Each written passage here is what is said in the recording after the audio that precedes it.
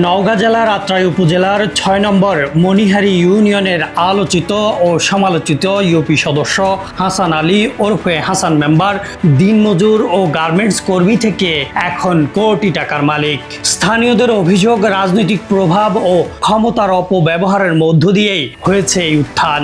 একসময় যিনি সাধারণ মানুষ ছিলেন, এখন তিনি আলোচিত সমালোচিত ইউপি সদস্য। হাসান আলীর বিরুদ্ধে সংবাদ প্রকাশের একদিন পর ২০ অক্টোবর তাকে গ্রেপ্তার করে আত্রাই থানা পুলিশ। স্থানীয় বাসিন্দারা জানান, হাসান আলী একসময় গ্রামে দিনমজুরের কাজ করতেন। পরে ঢাকার বোটবাজার এলাকার একটি গার্মেন্টসে চাকরি নেন। দীর্ঘদিন পর তিনি গ্রামে ফিরে আসেন এবং পুকুর চাষ শুরু করেন। এরপর আওয়ামী লীগে সক্রিয়ভাবে যুক্ত হয়ে সাবেক এমপি আনোয়ার হোসেন হেলালের ঘনিষ্ঠ সহচর হয়ে ওঠেন। ২০২১ সালে ইউপি নির্বাচনে প্রায় ২৫ লাখ টাকা ব্যয়ে সদস্য পদে প্রতিদ্বন্দ্বিতা করে বিজয়ী হন। বর্তমানে তিনি মনিহারি ইউনিয়ন আওয়ামী লীগের ত্রাণ ও সমাজ কল্যাণ বিষয়ক সম্পাদক। হাসান মেম্বারের বর্তমান সম্পদের তালিকায় রীতিমতো চমকে দেওয়ার মতো। সরজমিনে জানা গেছে, তিনি এলাকার পতিশর পার্ক ৫ বছরের জন্য ১৫ লাখ টাকায় লিজ নিয়ে পরিচালনা করছেন।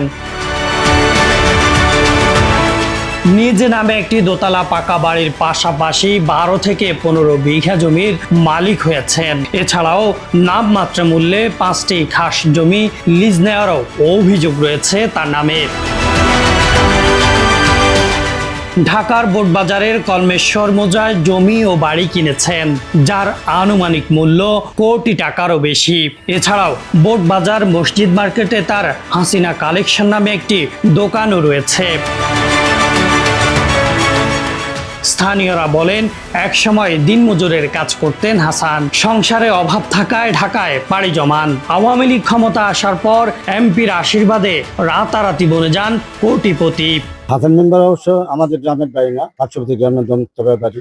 আমার জানি যেমন ছোট লোক ছিল, কথার থেকে কি করে যে এত বড় হলো এটা আমার জানার বাড়ি। অর্থ সম্পদ ভালো করছে না। মেম্বার হওয়ার আগে এত টাকার মালিক ছিল না, মেম্বার হওয়ার পরে এখন সে আমরা জানি যে ঢাকা আগে কাজ কাম করতো, তারপরে এসে দোকানপাট করলো, তারপরে এসে মনে করেন আপনার মেম্বার হলো, হয়ে পার্ক টার্ক দেখে নিয়ে এই গরিব লোক খাটিয়া খাইলো, সেই মানুষ এত টাকা কোটি টাকা হলো, এটা তো আর আমরা বলতে পারবো না। চাকরি করতো, তারপরে ব্যবসা বাণিজ্য করতে। মেম্বার হওয়ার আগে মনে হয় ঢাকায় খাটিছে, গ্রামে মেম্বার হওয়ার পরে মনে হয় যাইছে সব লিজ লিসে দিয়ে চাষবাস করেছে।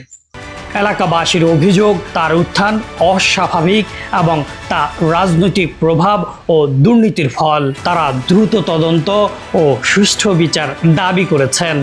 এক সময় খুব অভাবে দিন গেছে, সে ঢাকা গেছে, এক সময় গার্মেন্টসে চাকরি করেছে। আওয়ামী লীগ সরকার আসার পর থেকে তার টাকা পয়সার আর কোনো অভাব নেই, যতটা মানুষ হলো করাতে।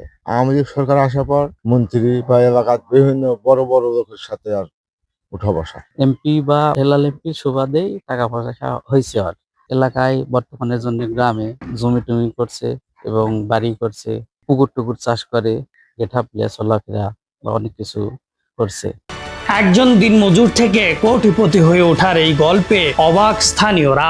এখন তাদের একটাই দাবি, স্বচ্ছ ও নিরপেক্ষ তদন্তের মাধ্যমে হাসান মেম্বারের সম্পদের উৎস এবং ক্ষমতার অপব্যবহারের বিষয়ে যথাযথ ব্যবস্থা গ্রহণ করা।